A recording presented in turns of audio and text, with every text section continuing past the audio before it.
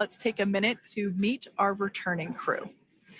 U.S. Space Force Colonel Nick Hague is your Crew 9 commander. He was selected by NASA as an astronaut in 2013. This was his second spaceflight to the International Space Station and third launch overall. He spent 171 days in space with Crew 9 and has a career total of 374 days in space. During his mission, he completed a spacewalk with astronaut Sunita Williams. That was his fourth spacewalk, earning him a career total of 25 hours, 56 minutes of spacewalking time. Before Crew 9, Hague previously served as a crew member of Expedition 59 and 60 back in 2019. He flew with Alexei Ovchinin and NASA's Christina Cook. So this is his second time sharing the space station with Ovchinin. The Kansas native is a test pilot and distinguished graduate of the United States Air Force Academy. Nick spent 5 months in Iraq in support of Operation Iraqi Freedom. He voluntarily transferred from the United States Air Force to U.S. Space Force in 2021 and is an active colonel. His wife, Katie, is a retired U.S. Air Force colonel, and they have 2 sons. NASA astronaut Sunita Williams is a mission specialist for Crew 9. This was her third visit to the International Space Station. She originally launched aboard Boeing Starliner spacecraft and arrived at the space station on June 6th. Following the agency's decision to return Starliner uncrewed, she became an Expedition 71 and 72 crew member, where she logged 286 days in space on this mission. But Sunny has a total of 608 days in space, the second most time in space by a U.S. astronaut. 5 minutes until predicted comm blackout. We'll see you on the other side at 21:51.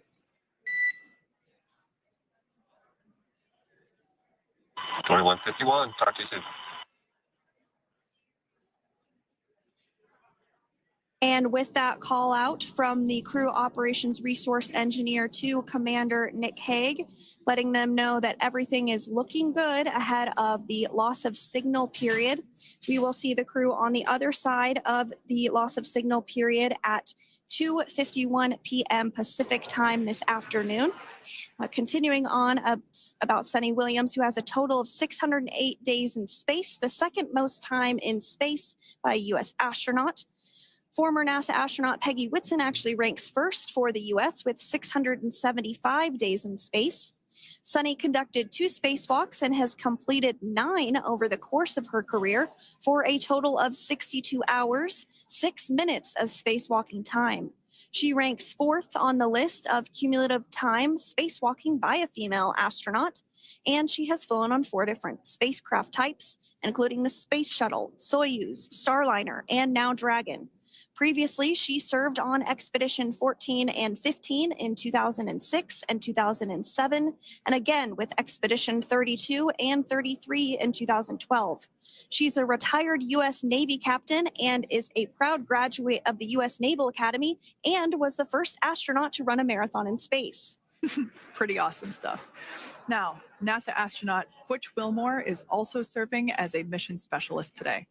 This is his 3rd spaceflight and, just like Sunny, logged 286 days in space. He conducted 1 spacewalk and completed 5 over the course of his career, earning him a total spacewalking time of 21 hours and 2 minutes. He's flown on 4 different spacecraft types throughout his career: the Space Shuttle, Soyuz, Starliner, and now Dragon. Previously, the Mount Juliet, Tennessee native served on STS-129 in 2009 and Expedition 41 and 42 from 2014 to 2015. Wilmore is also a retired captain in the U.S. Navy.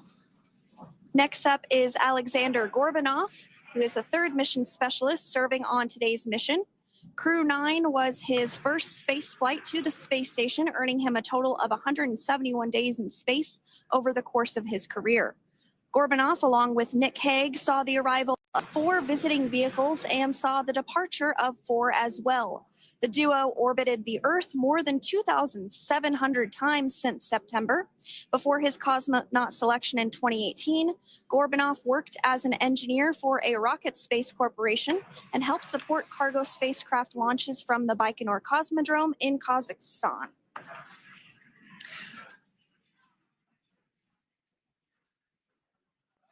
So if you are just joining us, we are continuing to bring you live coverage of Crew 9's return to Earth following their mission aboard the International Space Station, where they completed science and research investigations. We are targeting splashdown off the coast of Florida at 2:57 p.m. Pacific time. The next major milestone that we'll look ahead towards is what we call loss of signal, or LOS, when we won't have communications with the crew because they will be re-entering the Earth's atmosphere. And during this process, there is plasma that builds up around that heat shield. So we are not able to communicate with the crew, but we are anticipating to regain communications with the crew at a short time from now at 2:51 p.m. Pacific time today. As we said before, everything continues to look good for the return of the Crew 9 team. We are about to go into that period of loss of signal. Once we get views of the crew inside the capsule, once again, we will be sure to bring those to you. But that period of time is when plasma is building up on the exterior of the capsule, generating heat in excess of 3,500 degrees Fahrenheit. So we are unable to communicate or command the spacecraft at that time. And that includes, unfortunately, video feeds as well. So as soon as we get the views back inside Dragon, we will bring those to you. But until then, we are going to stand by and continue to monitor the progress of Dragon. Like Sandra just said, we are anticipating the blackout period to begin at 2:51 p.m. Pacific time, 5:51 p.m. Eastern time. This will last for several minutes. It's not super exact, even though we are predicting acquisition of signal, or AOS, to come back at 5:51 p.m. Eastern time. In the past, we have regained communications sometimes a little bit earlier than that. So we'll probably start to hear Core begin to hail Crew Dragon a minute or two prior to that anticipated acquisition of signal. But right now, Nick, Sunny, Butch, and Alexander are seated in their seats inside Dragon Freedom. Their visors are down, and they have put away or stored the tablets they had located on their upper leg to monitor Dragon's progress. Now they will be utilizing the touchscreen displays, where the current operation and future operations will be displayed as they are able to monitor Dragon's progress continually. As I said before, Dragon is autonomous, meaning it is flying itself. So the crew stands by and monitors, and those touchscreen displays are what will be allowing them to do so and prepare for events such as parachute deploy.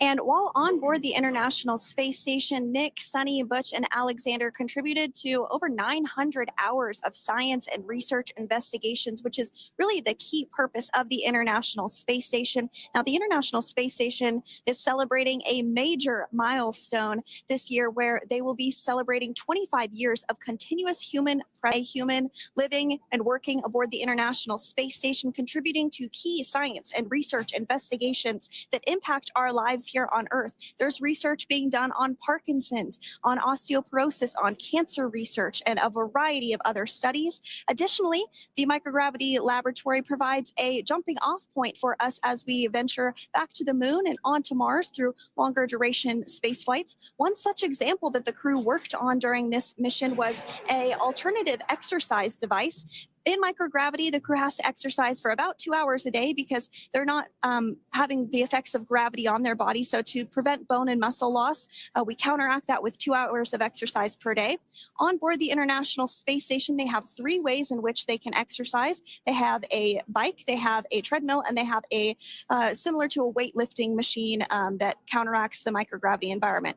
But a particular experiment that this crew tested out was a combination of all 3 of those in one smaller device. And this is really critical as we continue on to the moon, Mars, and beyond, because space is really important in spacecraft.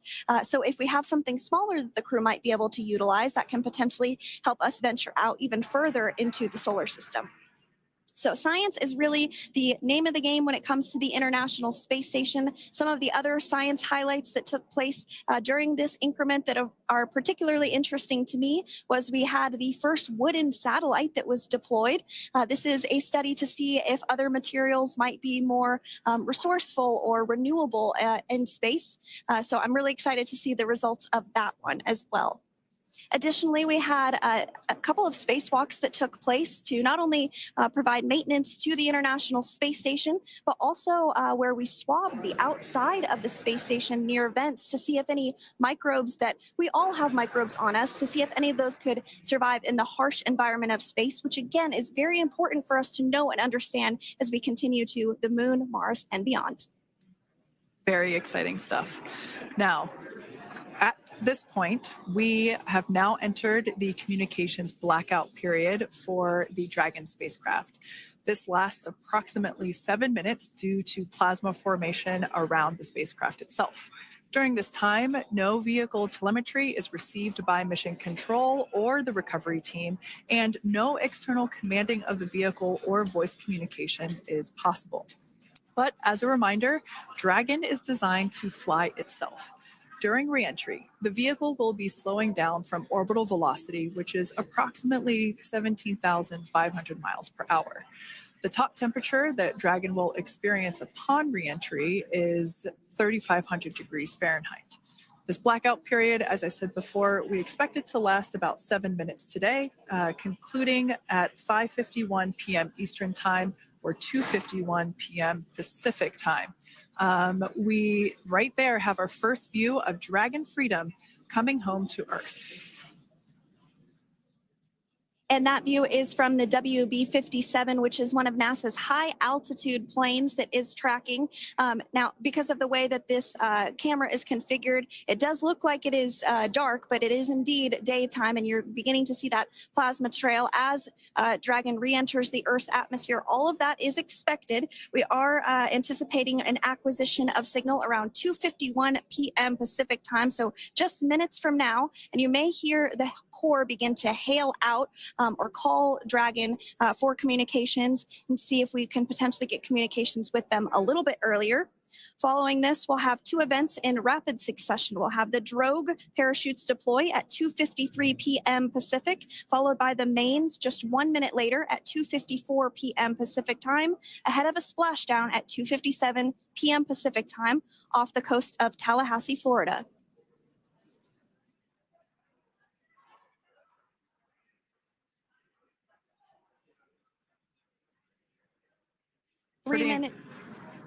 Pretty incredible views of the Dragon spacecraft making its way home back to planet Earth with the Crew 9 astronauts on board.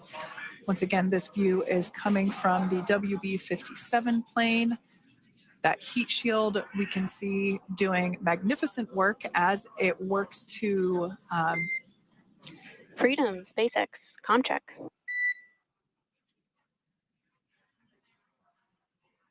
All right, we're going to start hearing the SpaceX Crew Operations Resource Engineer. SpaceX Freedom is with you. 4.16. You're doing right. Copy that, Freedom. Great news there from Commander Nick Hague reporting back. We see a healthy flight computer. Expect automated chute deployment. Freedom copies. Like we said before, things moving very quickly as Dragon Freedom makes its way home.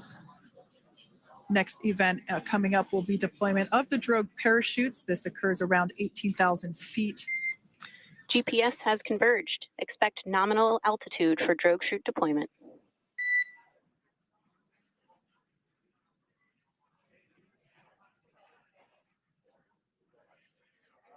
We're about 2 minutes away from deployment of those drogue parachutes.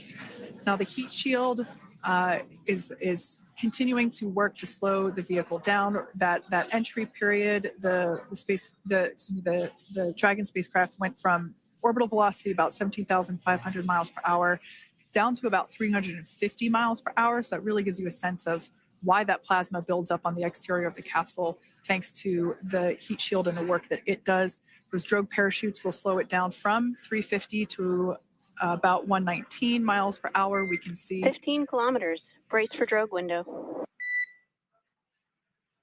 We can see seat rotation happening inside the capsule. Great to get those first views of our crew members. Once again, the capsules are going about 350 miles per hour when the drogues are deployed. Those drogue parachutes that we manufacture here in-house are going to slow the spacecraft down to 119 miles per hour. And that is when we will see the main parachutes deploy, and that occurs about 6,000 feet above the ocean's surface. And we are expecting drogue deployment at 2:53 p.m. Pacific, so we should see it any second now. And there you are getting a great view of Crew 9 inside Dragon Freedom as it returns back to Earth. We are awaiting the drogue deploys. This view coming from the WB-57 high altitude plane. And there you see it on your screen, drogue deployment. Drogue descent rate nominal. You can hear the crowd here. Visual on 2 healthy drogues. The crowd here very excited as Dragon Freedom continues to make its way back to planet Earth.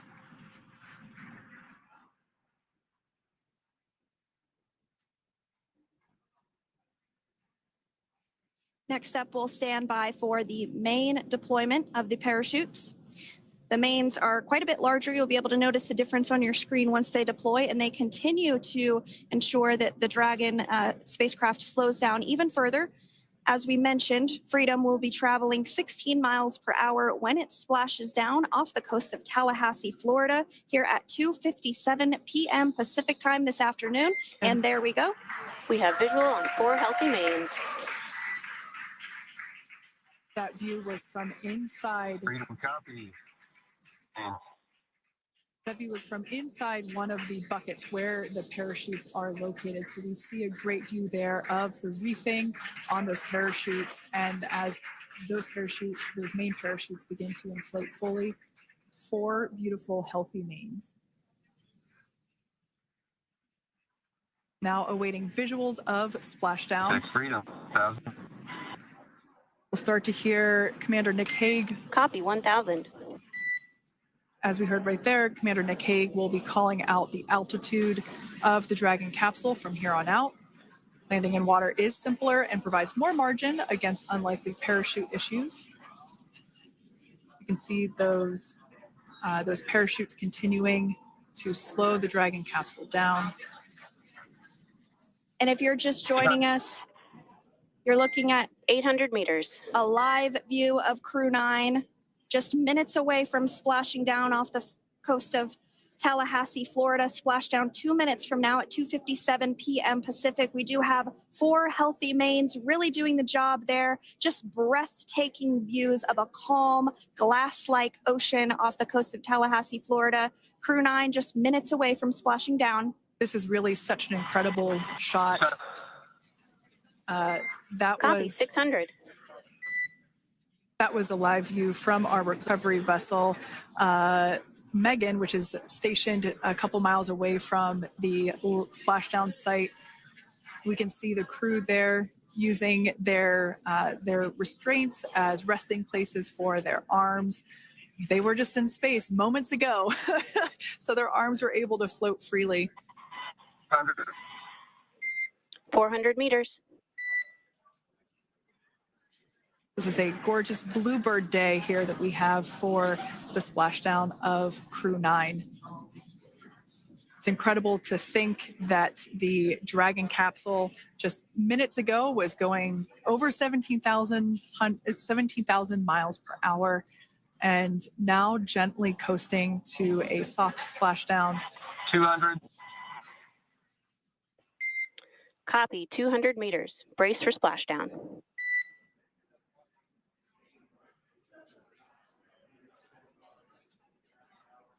As you can see there on your screen, continuing to monitor progress of the Dragon spacecraft.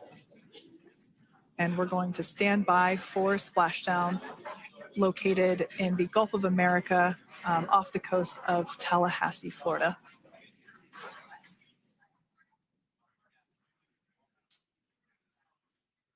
And splashdown, Crew 9 back on Earth.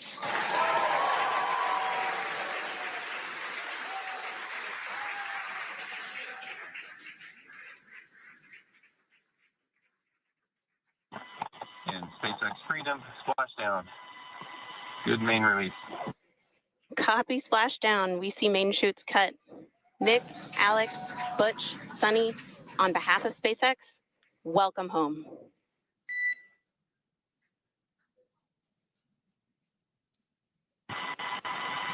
It is an amazing, what a ride. I see a capsule full of grins ear to ear.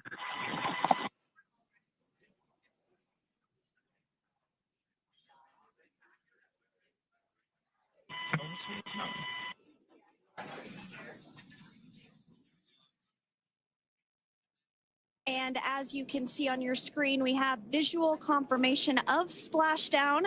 Dragon Freedom has returned home, and NASA astronauts. System safety verifications are in progress. We'll report back when recovery personnel are en route.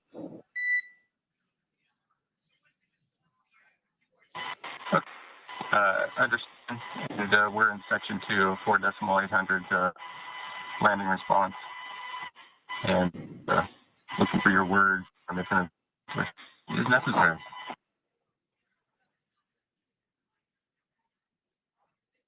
In the distance, we can see the recovery vessel making its way. Copy, you're in section 2 for the environmental assessment in 4.800. That is not necessary today.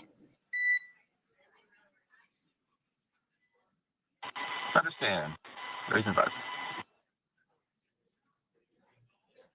So we will continue to have communications between the Corps and Nick Hague, the commander of Crew Dragon Freedom, which just splashed down 2 minutes ago off the coast of Tallahassee, Florida. Dragon Freedom has returned home with NASA astronauts Nick Hague, Sunny Williams, Butch Wilmore, and Roscosmos cosmonaut Alexander Gorbunov. They're back on Earth after approximately 17 hours of a return journey from space. The SpaceX recovery ship and team have been waiting for Dragon's splashdown, and they will now make their way to the splashdown location. The teams have been ready and waiting about 3 nautical miles away, so it's going to take them about 30 minutes or so to make their way and to SpaceX Freedom. Pretty sure we're in stable 1. Copy, stable 1. We see the same. It's going to take about 30 minutes for the recovery team to make their way over to Nick, Sunny, Butch, and Alexander, who are still seated and secured inside that Dragon spacecraft there on your screen. Incredible views there of that thermal protection system, or TPS. That Dragon capsule was pristine, white color before it departed the station, and we can see how the reentry phase, the thermal protection system did its job. Now, if you're wondering what that hole, that like bucket area is, that is underneath the side hatch. That is where the main parachutes were stored. So when we saw the Dragon capsule docked at station, it looked very different. The panel that protects and covers the main parachutes, that was still intact, as well as the panels that enclose where the drogue parachutes are located. We can see those fast Freedom. boats. SpaceX is go for recovery personnel to approach. Expect personnel alongside in the next few minutes. Freedom copies. We can see those fast boats. We weren't kidding when we said they were fast. While it does take about 30 minutes for the main recovery vessel to make its way over to the capsule, these fast boats will be doing a couple of things simultaneously. A couple of them are going to be working to retrieve the parachutes that you see in the background there of this drone shot. Those parachutes will be retrieved from the ocean surface. We want to make sure we are able to pull those out. The recovery vessel there closest to the spacecraft is going to be performing some safety checks. We can see there they're using an instrument that is basically working to detect if there are any hypergolic vapors or fumes that are still residing in and or around the Draco thruster nozzles or outlets. The hypergolic fuel, which is necessary for on-orbit burns to maneuver the spacecraft. Unfortunately, those hypergolics are unable to be breathed. They are toxic, and so this team here is doing those initial safety checks to make sure that it is safe for the rest of the recovery team to approach the spacecraft. They're also checking to make sure that any residuals from the pyros are safe and are not going to cause any issues. We can see the team working their way around the spacecraft to do these basically these sniff tests on all of those Draco thrusters. And as we continue to await the recovery of our Dragon spacecraft with NASA astronauts Nick Hague, Sunita Williams, Butch Wilmore, and Roscosmos cosmonaut Alexander Gorbanov inside, Dragon has autonomously completed several steps to safe itself following splashdown. We are continuing to see Dragon in what is known as stable 1 configuration. That's kind of the ideal configuration following splashdown. It's upright, and the Dragon capsule is in the right configuration for it to be hoisted into the recovery vessel Megan, which you do see a little ways off in your screen approaching. Dragon will continue to remain live on air with you through that recovery process, all the way through the point where the crew is extracted from the Dragon spacecraft. Now, if you are just joining us, the mission has gone smoothly so far. Dragon successfully splashed down off the coast of Tallahassee, Florida at 2:57 p.m. Pacific, 5:57 p.m. Eastern Time this afternoon.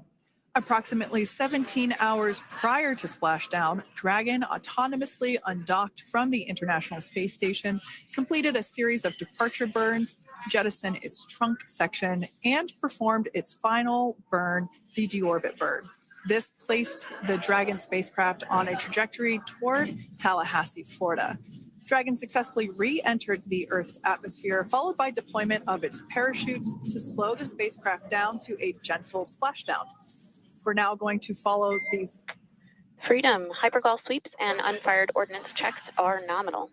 Rigging is in progress. Approximately 25 minutes until capsule lift. Stand by for PMC with SpaceX flight surgeon.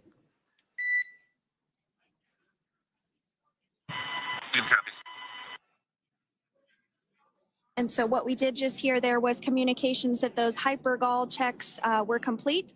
They didn't find any of that upon those checks, so we'll continue to move through the timeline. Next up is a process called rigging, which you see happening right now on your screen. This is when a SpaceX recovery personnel actually works to climb aboard the capsule and work through procedures ahead of lifting onto the nest of the recovery vessel Megan. We heard it's going to be about 25 minutes or so until that lift actually takes place.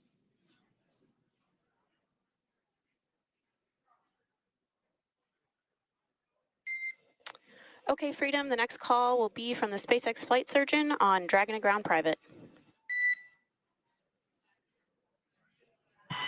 Understand. Thank you. callouts there indicating that the crew will have the opportunity to do a quick check-in with the SpaceX flight surgeon. This is standard procedure for every Dragon spacecraft when it returns to Earth. It's just an initial check-in, make sure everybody is doing okay. They will also have another check-in with the flight surgeon once they are on board that recovery vessel that you see there in the background. We can now see that SpaceX recovery team member they're on top of the Dragon spacecraft. They are going to be working to install plugs in the Draco thrusters to ensure that none of those, and to ensure that no more hypergolic fumes or vapors come out from the spacecraft. They'll also place harnessing around the spacecraft that are required in order to lift it out of the water. Go ahead, Sandra. Continuing to get some views of the recovery personnel, both the main recovery vessel Megan, as well as some of those fast boats that we've discussed previously. It looks like just a beautiful day there out off the coast of Tallahassee, Florida. Weather was pristine. We were able to get undocked from the International Space Station as expected at 10:05 p.m. Pacific time yesterday evening, and Crew Dragon has since completed steps ahead of its splashdown at 2:57 p.m. Pacific, and we're now stepping through procedures to get Dragon hoisted up onto the Megan recovery vessel and get the crew extracted out of the spacecraft. And you did see some of the parachutes that were near the spacecraft. Upon detection of landing, Dragon automatically releases those main parachutes to prevent wind from pulling the spacecraft. Dragon then automatically safes any pyrotechnics that may still be present on the vehicle and may automatically perform additional minor system reconfigurations. The astronauts will remain seated and in their suits at this point, but the onboard air conditioning keeps things temperature controlled inside the spacecraft so the crew remains comfortable, and the communication systems. Freedom, SpaceX, comm check. SpaceX, this is Freedom. We have loud and clear. Copy that, Freedom. Have you loud and clear as well, and Dragon to ground is no longer private. Understand, thank you. As we saw there on the screen, we have a couple of fast boats in the recovery fleet that have quickly moved into the splashdown location. They are being followed by one of the main recovery vessels, which will move into position upwind of the spacecraft. The two fast boats have very specific roles. Excuse me. The first approach is focused on immediate safety inspection, as we saw. They do this for spacecraft integrity and checking for any presence of those hypergolic propellant vapors. And this ensures that it is safe for the recovery vessel to approach Dragon. Once Dragon is cleared for full approach, as we heard is the case today, the team begins rigging the spacecraft recovery ship. The second fast boat is responsible for parachute recovery and also serves as a redundant boat to the first one that makes the initial approach to the Dragon spacecraft.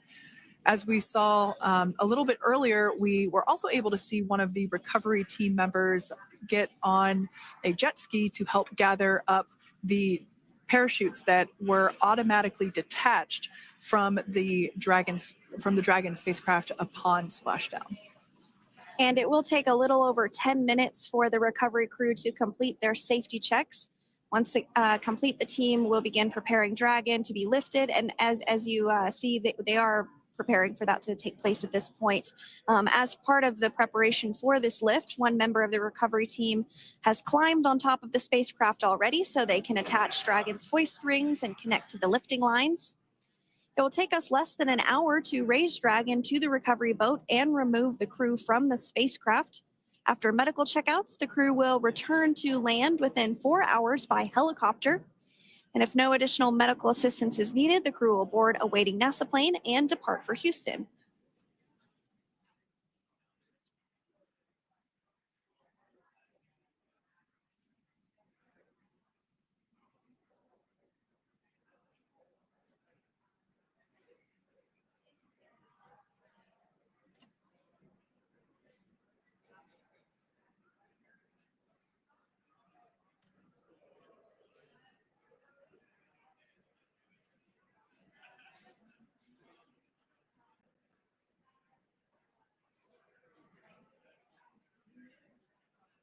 And as we continue to await Dragon to be hoisted up onto the ship, we have a very special treat. NASA Public Affairs Officer Jaden Jennings, who is actually on the recovery vessel and had a bird's eye view of the splashdown today. Jaden, how are you? How was the view from the recovery vessel? Hi, Sandra. How do you hear me? I've got you loud and clear, Jaden. It's so great to hear you. Awesome. So splashdown, Sandra, was nothing Freedom, short of be advised. spectacular. We are transitioning the forward link. Comm will be unavailable for approximately 5 minutes. Freedom comes.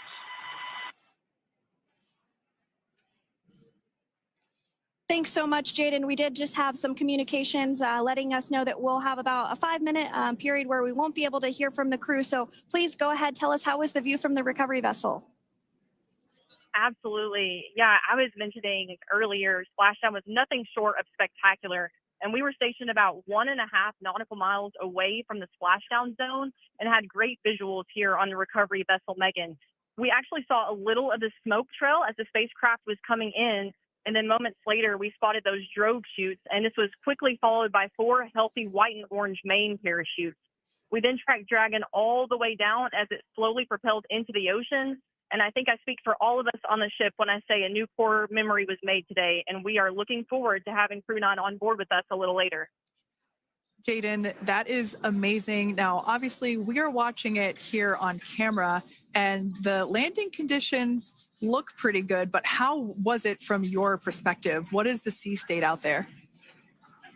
Absolutely. Absolutely. So we've had optimal conditions for splashdown, and today it is sunny and 63 degrees outside right now with clear skies, light winds, and calm seas. The sea looks absolutely beautiful right now, and light blue with the sun reflecting from it. And Kay, I think the crew's going to like what they feel weather-wise on this picture-perfect day for splashdown off the coast of Tallahassee. Thanks so much, Jaden. It certainly looks like a beautiful day. Can you tell us a little bit about the journey of the recovery forces to get to this point? Sure. So one unique aspect of this recovery was the onboard training on station conducted for Butch and Sunny to ensure they were ready to return on a Dragon spacecraft. That training covered all aspects of their return, including nominal and contingency departures, the orbit burn, splashdown, and post-landing ops, which is what this team is preparing for now. As for the recovery teams themselves, we started the day taking a series of helicopters out to the vessel. And as standard, the recovery director and crew support teams were on that first helicopter out and took the time to get everything prepared on the ship. About 2 hours before splashdown, they deployed those fast boats and jet skis into the water. I was actually on the second helicopter out, and we were on the vessel about an hour and a half before splashdown and landed on top of the helicopter pad on the Megan. And the teams have been working diligently across their respective disciplines this week, executing what can only be described, in my point of view, as a logistical masterpiece, just ensuring every detail has been in place for Crew 9's return. That is such great news. I'm so glad that you're able there to experience it in person. Now, can you tell us a little bit about what's next to retrieve the crew for the recovery personnel on board?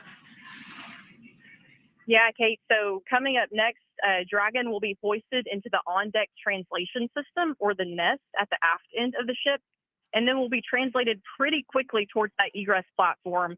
We'll perform another series of safety checks as final precautionary measures just to make sure there are no hypergolic vapors present before opening that side hatch. And then once that side hatch of the spacecraft is open, the crew will be assisted out of the capsule one by one from NASA and SpaceX. Freedom, SpaceX, ComCheck.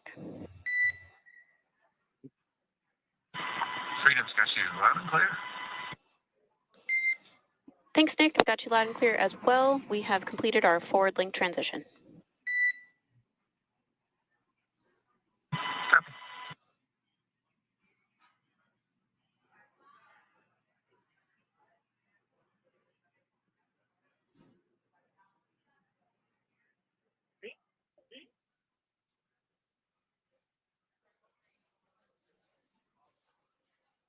And Jaden, if you did just want to go ahead and let us know what is next to retrieve the crew, we are continuing to get some great views on our screen, but I know you have an even better view yourself.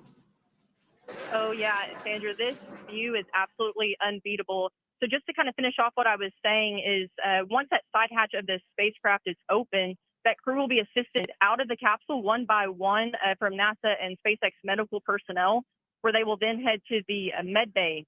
And after those medical checks, they will get on that first helicopter out and arrive at the airport, where they will then board a NASA plane and then head back to Houston, Texas at the Johnson Space Center to begin their post-flight period. And we're eager to see the Crew 9 astronauts back on Earth, and we'll keep you updated on every moment of this process. With that, I'll toss it back over to you guys at Hawthorne. Thank you so much. That was Jaden Jennings, NASA Public Affairs Officer, who watched Freedom splash down firsthand from the recovery vessel Megan. Thanks so much, Jaden. So we are continuing to get these great views on our screen here of Freedom. As we mentioned, it splashed down at 2:57 p.m. Pacific time off the coast of Tallahassee, Florida. The recovery personnel are continuing to step through procedures to hoist Dragon onto the recovery vessel Megan there, which is now coming into view. You can see just how close Megan is at this point, and that's that helicopter pad that Jaden was just discussing, where the crew will fly off of onto the coast of Florida, and then eventually they'll fly back to Houston. Just underneath that helicopter pad is that translation deck where we will see the nest once it is loaded up with the Dragon spacecraft on board.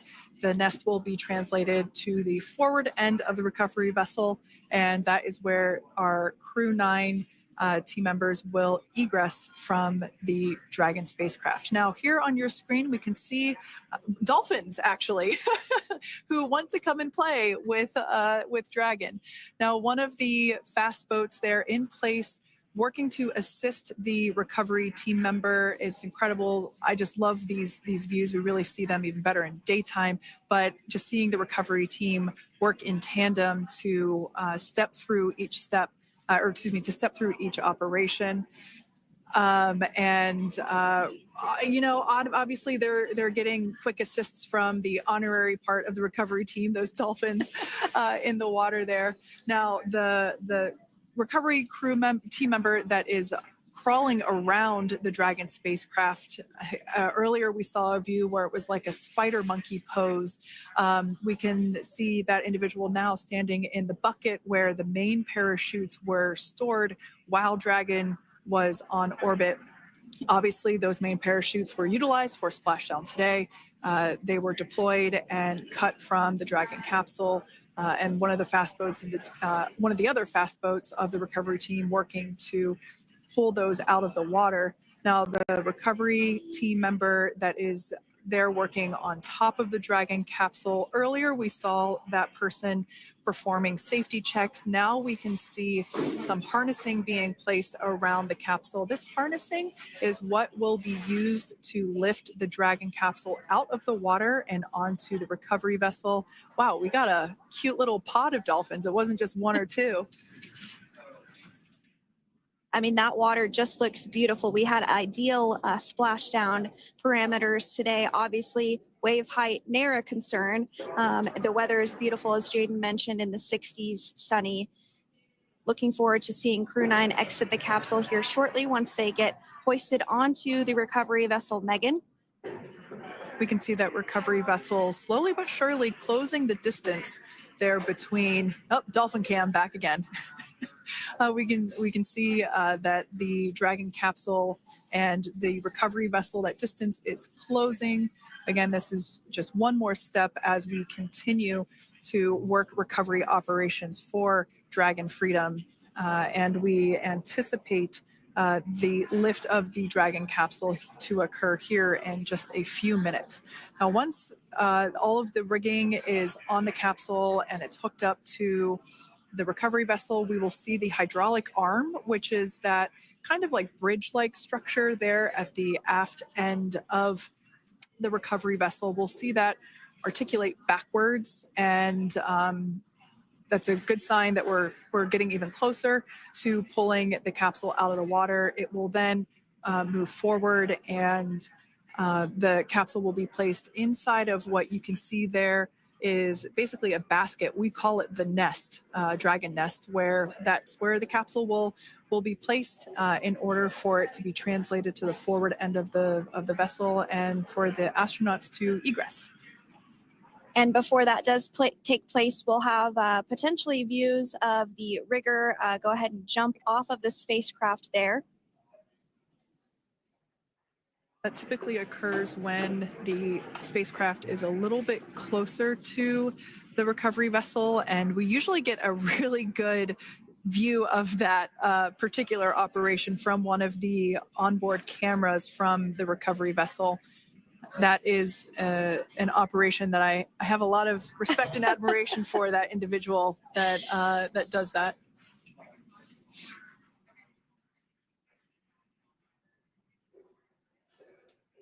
So again, Dragon continuing to get closer and closer to the recovery vessel, Megan.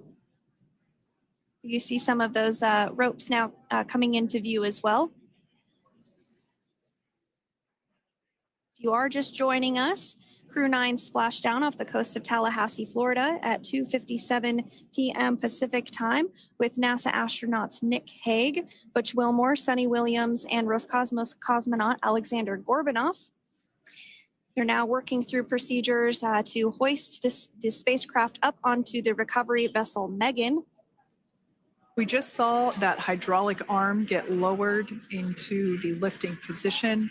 That arm will be the mechanism that is utilized to lift Dragon up and out of the water and into the nest located there at the aft end of the recovery vessel. And the recovery vessel being used today is, as we mentioned multiple times, is named Megan, but that's actually after NASA astronaut Megan McArthur, who flew on Crew 2 a couple of years ago.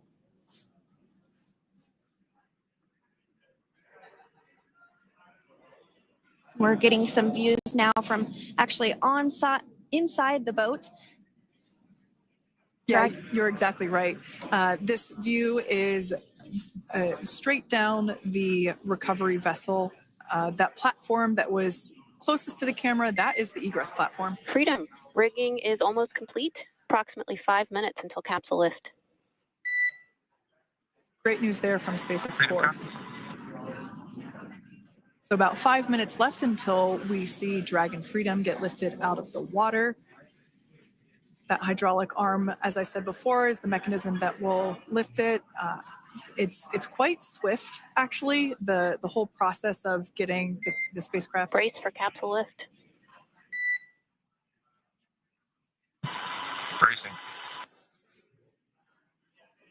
There it goes, Dragon Freedom being lifted out of the water and onto our recovery vessel, Megan.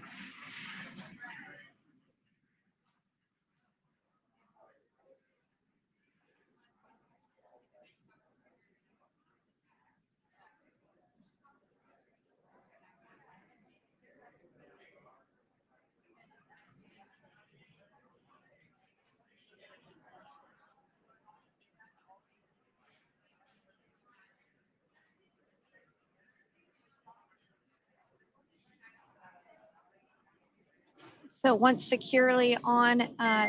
Welcome aboard the recovery vessel. Recovery personnel are completing final checks and stand by for translation to the egress platform. Freedom copies. Great news there, letting us know that Dragon Freedom has been successfully recovered from the water's surface.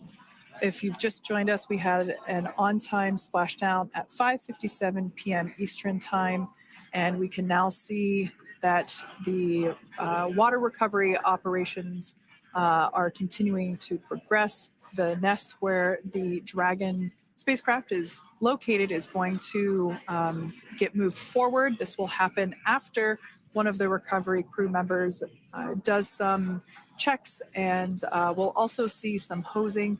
Obviously, the spacecraft splashed down in salt water. Salt water is corrosive, and we want to try and rinse out as much of the salt water as possible to reduce that corrosion on the metallic structures.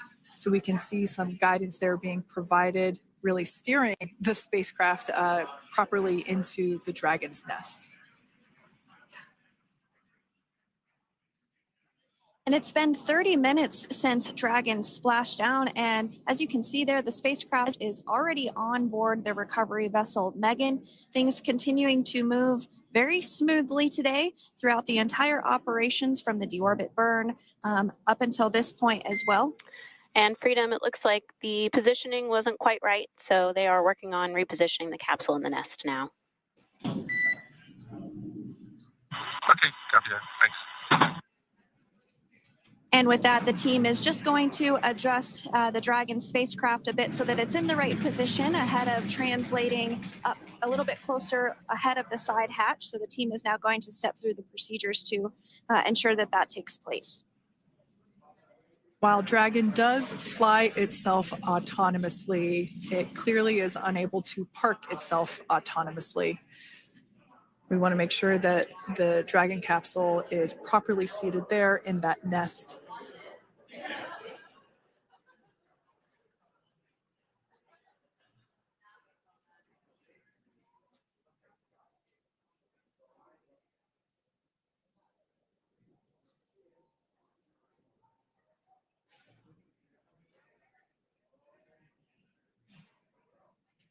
Once Dragon is fully seated in the nest, we'll probably see a bunch of that salt water come out from the bucket there located underneath the side hatch. See some salt water splash out. As I mentioned before, one of the recovery team members will begin hosing down the exterior of the spacecraft.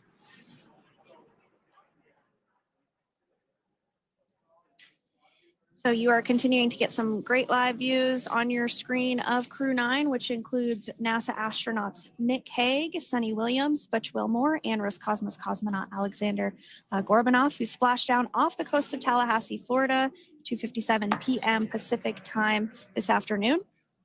Now working to get that spacecraft situated in the nest. Just making some final adjustments and tweaks to ensure that it's nice and secure.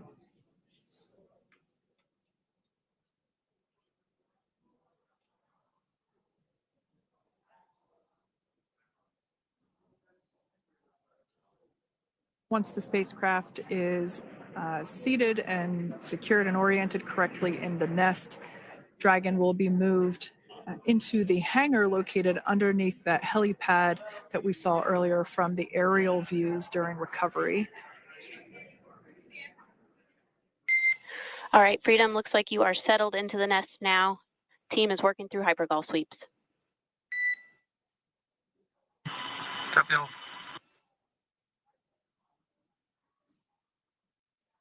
Call out there telling us that the recovery team is doing the second round of those hypergolic sweeps.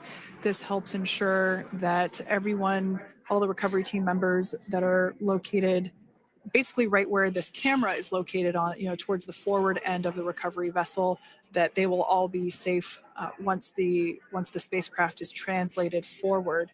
So we're just doing some additional steps to make sure that the hypergolic propellant that is utilized for maneuvering the Dragon capsule while on orbit, making sure that none of those vapors are still present on the exterior of the capsule. That's right. And there are a variety of individuals on board the boat that help with recovery operations. Not only do we have the recovery personnel that you see here, but we also have a doctor that will check out the crew members as standard procedure. As with any spacecraft that is returning from space, we always perform a medical check with the crew. So you will see the crew come out of the capsule and be placed on stretchers, just like with the Soyuz landing and with all of our Dragon splashdowns. That is the nominal procedure.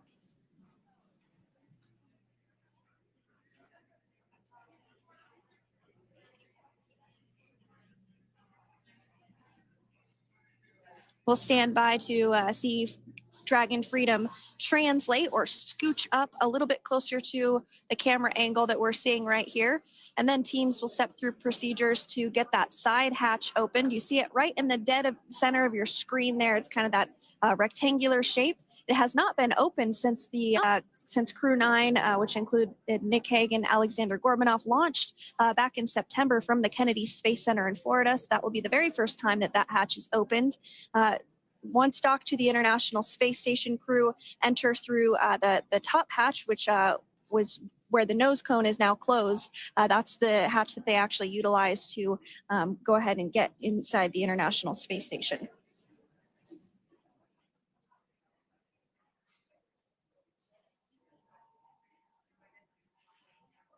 So as we get a little closer to that hatch opening procedure, you might start to see more individuals come into frame for some of that support. The ship has a maximum capacity of a little over 40 people on board, and it takes a variety of different roles, as we've discussed, to support. Also on board is the chief of the astronaut office for NASA, that's Joe Acaba.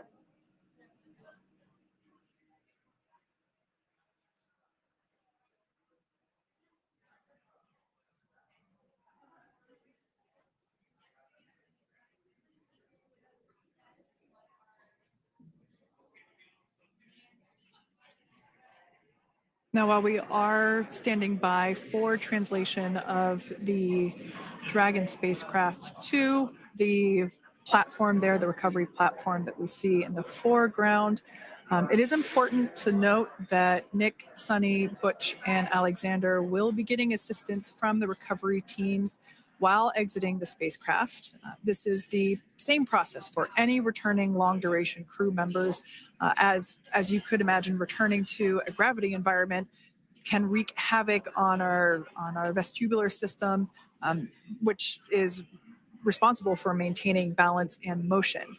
Of course, safety is our #1 priority with this operation, so we'll see the crew members helped out of the spacecraft one by one, and they will be assisted the few feet to the medical quarters aboard the boat. And on board Dragon are 3 veteran space flyers. That includes Nick Hague, the commander, as well as Butch Wilmore and Sunny Williams. Alexander Gorbunov is completing his very first space flight on this mission, and he completed 171 days in space along with Nick Hague.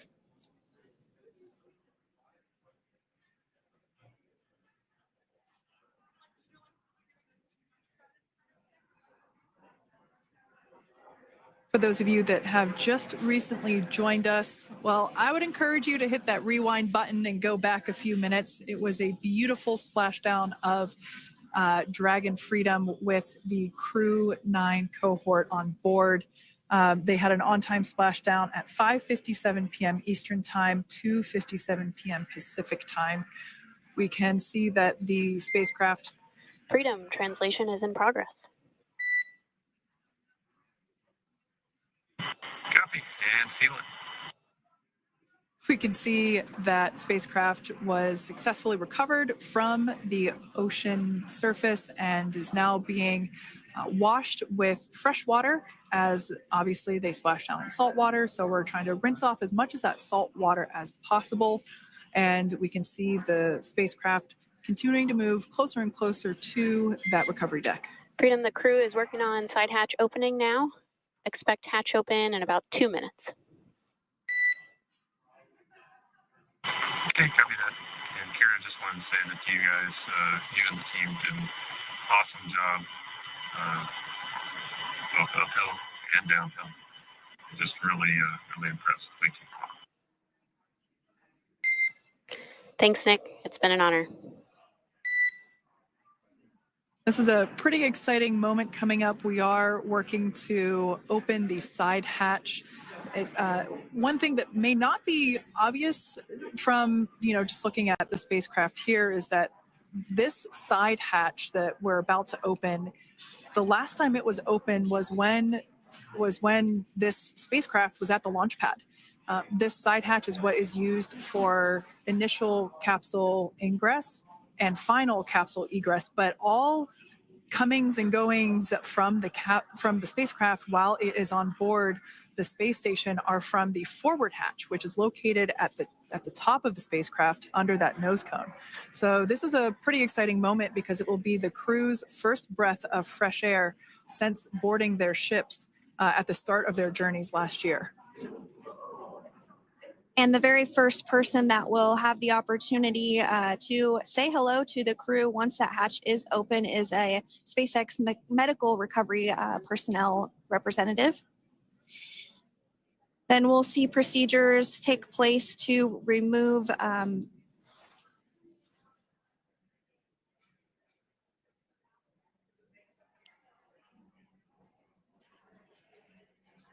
the footrests of Dragon. That will just help the recovery personnel get a little bit more room to access the crew and help get them out of the spacecraft.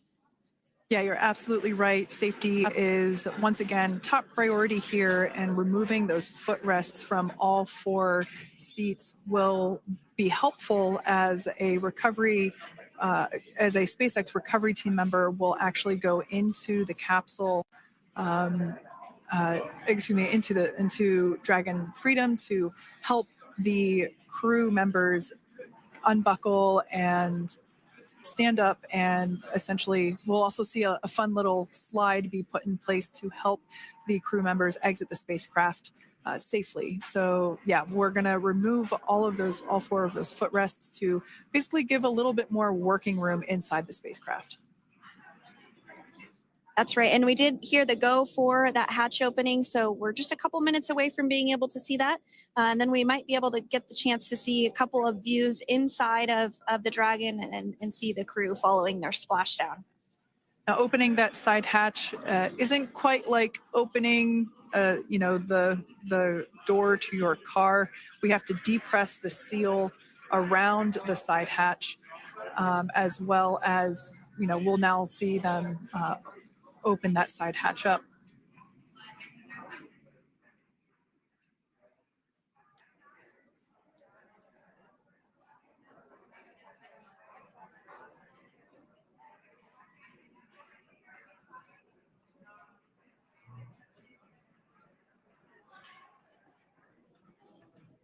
And there you have it. The side hatch is open for the first time since September.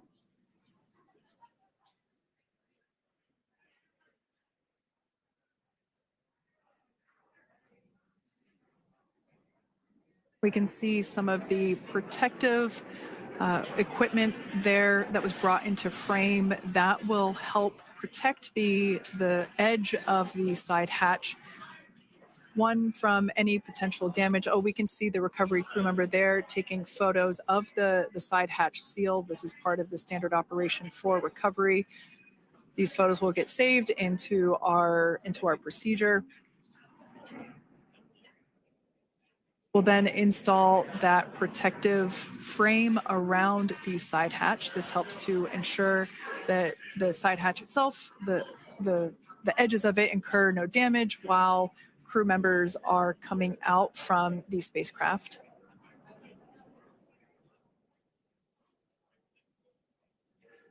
If you missed it, there was also a recovery team member that went inside. So there are now 5 people on board the Dragon spacecraft.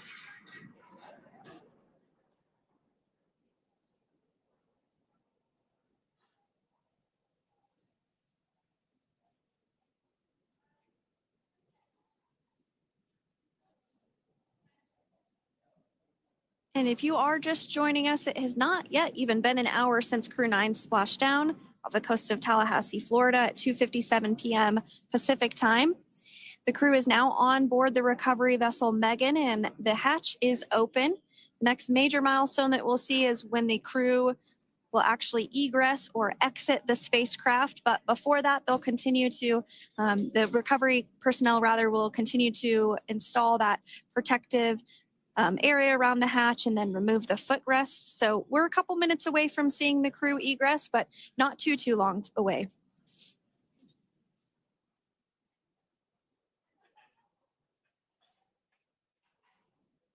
We'll probably see those footrests being handed out here in the near future, as I mentioned before. Oh, of course, we got to get a well-documented photo of the moment. Although we can't see it from here, I'm pretty sure there are 4 smiles on board right now. And we did hear that report out from the commander, Nick Hague, following splashdown that there were four smiles as far as he could see. Yeah, capsule full of grins. Now, generally speaking, and there we do see Crew 9, some happy waves, smiles all around back on Earth.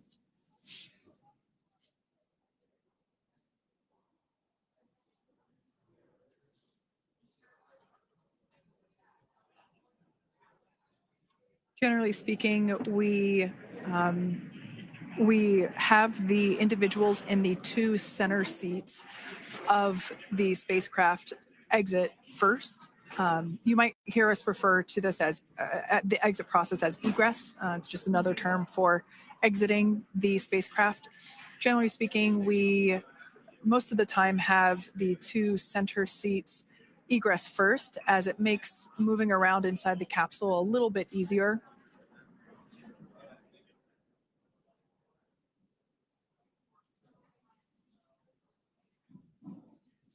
We can see the tablets that were previously located on the upper leg of the crew members. We can see those being handed out to the recovery team. Those were taken off prior to the entry phase to spacecraft reentry. Those had to be stored and secured prior to dynamic operations.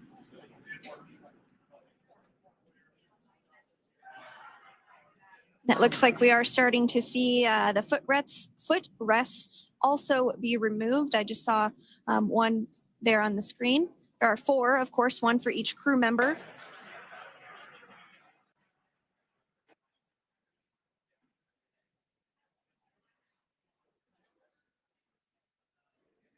Those footrests are made out of carbon fiber and are actually sized appropriately for each crew member, as everybody has different measurements and different leg lengths. Same goes for the armrests and the bucket length of each seat. We size those appropriately for the crew members and to ensure their comfort and safety.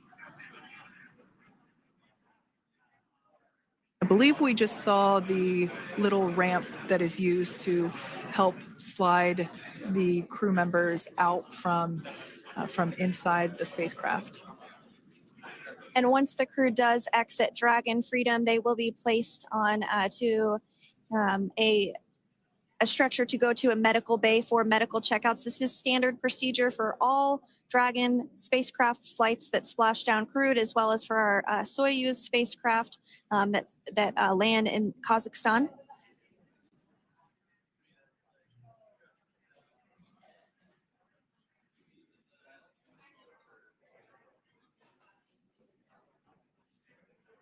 We could see the exterior of Dragon Freedom quite clearly in this shot, and it's such a beautiful sight.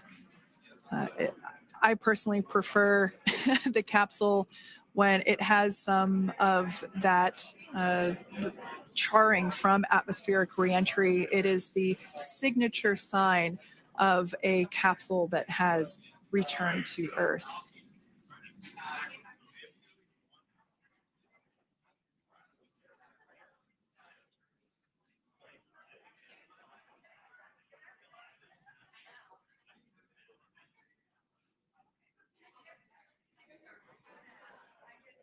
Continuing to stand by for our first crew member to egress or exit for Dragon Freedom following their splashdown at 2:57 p.m. Pacific time. Dragon undocked from the International Space Station at 10:05 p.m. Pacific just yesterday, so it was about 17 hours of phasing.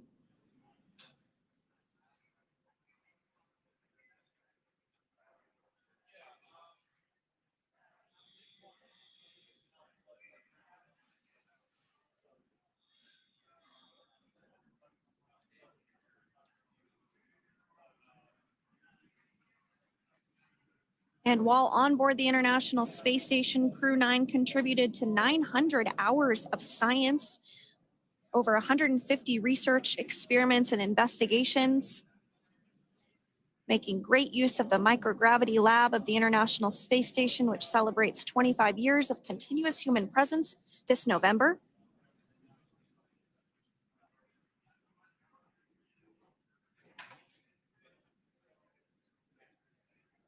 Looks like we're about to get our first crew member here upon egress of the Dragon spacecraft.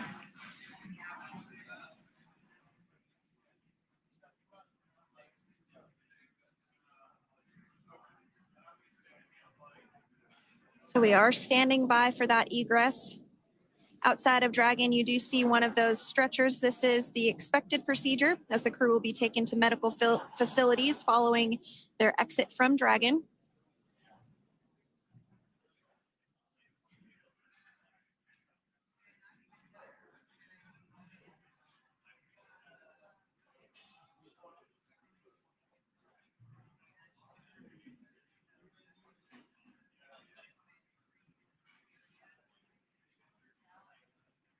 We can see folks on board clapping as our first crew member. And that is NASA astronaut Nick Hague, commander of Crew 9. Now out of Crew Dragon Freedom. Some smiles, thumbs up, and a wave. Can't get any better than that. Yeah, that is one happy camper, that's for sure. As we said before, it is standard procedure for all of our long duration crew members to receive assistance upon egressing from the spacecraft. We basically help them move off of the recovery deck and into the private medical quarters for their initial consultation with the SpaceX flight surgeon. So we'll see that take place for all 4 of our crew members today.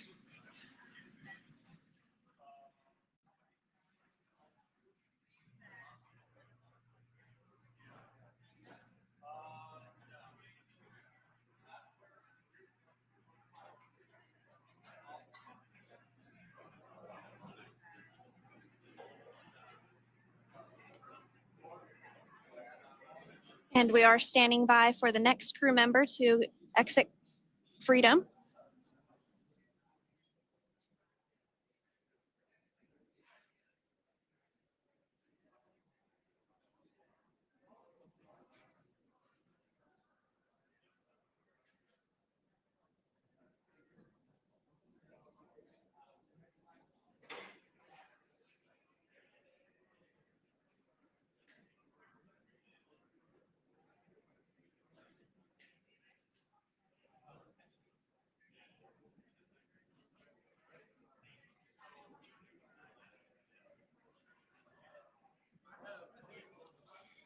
Next up out of the capsule, we expect Roscosmos cosmonaut Alexander Gorbanov.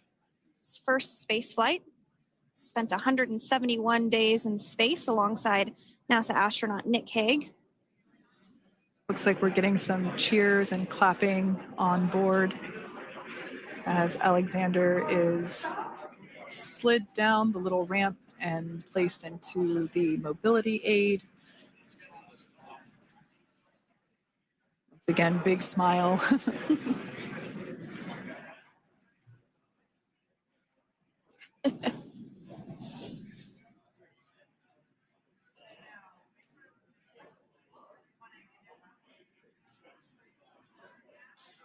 Now, the 2 crew members remaining in Dragon are NASA astronauts Sunny Williams and Butch Wilmore.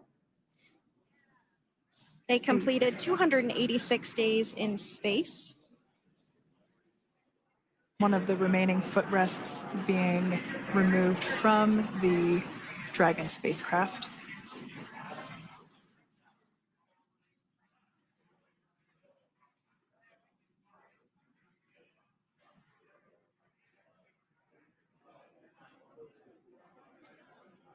As I said before, we generally try to have the crew members that are located in the 2 center seats aboard Dragon. And we like to have them egress first if possible, as it creates a little bit more movable working room inside the spacecraft. There is a recovery crew member inside that is helping all of our Crew 9 crew egress or exit from the spacecraft.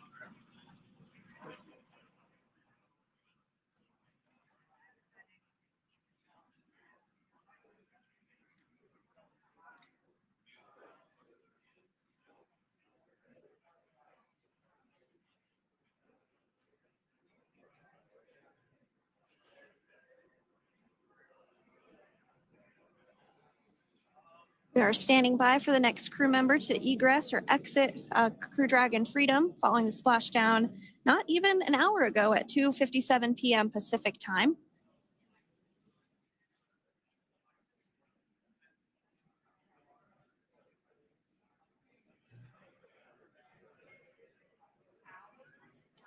Really have the recovery operations down pretty quick at this point. Yeah, it's pretty incredible to think that, just 5 years ago when we were doing the initial demonstration missions of the Dragon for Crew Dragon, that now we're under about 30 minutes for, to retrieve the spacecraft from the water, and just several minutes here while it's been on board, and to get everyone, really to get that side hatch open.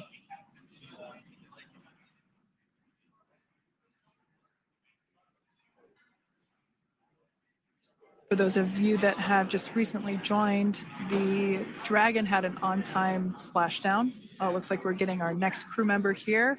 That is none other than Sunita Williams. Big smile, big waves.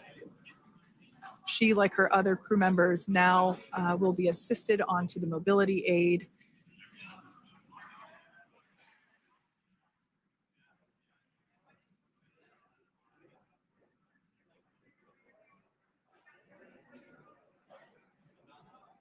There we have it, some waves, some thumbs up, and some smiles. Definitely seems to be a theme among all recovery operations. Absolutely. And of course, that leaves NASA astronaut Butch Wilmore inside Dragon in seat 4.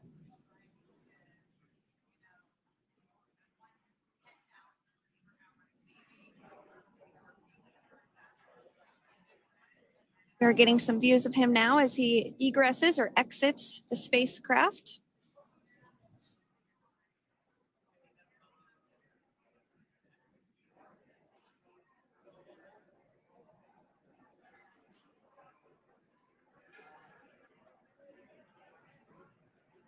Once again, some elation and cheers there from Butch Wilmore. As we mentioned before, returning to Earth coming from a microgravity environment can wreak havoc on the body. So it is customary and just standard procedure for all of our long-term space residents to get assistance once they are back on board the recovery vessel.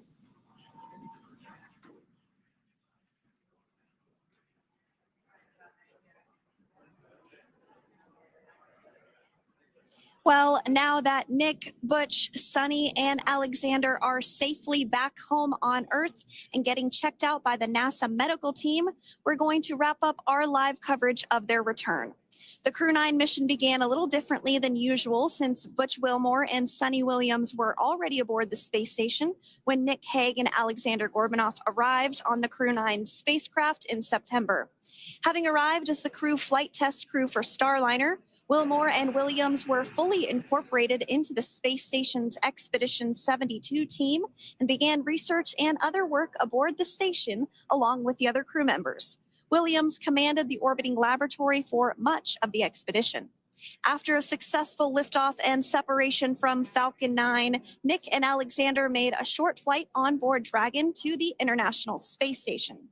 Veterans of long-duration space station missions, both Williams and Wilmore conducted spacewalks during their 9 months in space.